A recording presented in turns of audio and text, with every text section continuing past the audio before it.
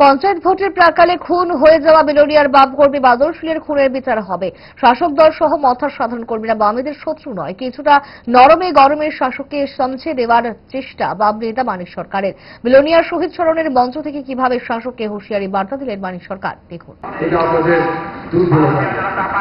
যাদের হাতে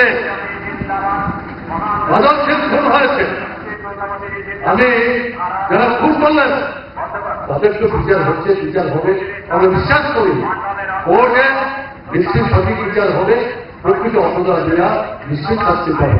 কিন্তু যেটা আমি বলতে চাই, যারা এই খুনের কাজে সরাসরি যুক্ত হয়েছে তাদের মধ্যে একটা অংশ আমি নিশ্চিত তারা জেনে বুঝে এই কাণ্ড করেছে, তাদেরকে ব্যবহার করেছে, তাদের ক্ষেত্রে এই অল্প সুন্দর অংশ তাদের সাথে রক্ষা করার জন্য তারাও নিশ্চয়ই এখন উপলব্ধি করতে শুরু করে। তাই বিজেপি যারা করেন, আরএসএস যারা করেন, বিপ্লবতা যারা করেন, তাদের সাধারণ সমর্থক যারা, তারা আমাদের শত্রু না। জুড়ে থাকে বাঁধন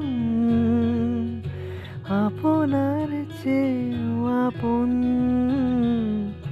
জুড়ে থাকে বাঁধন আপনার চেয়েও আপন, আপনার চেয়েও আপন।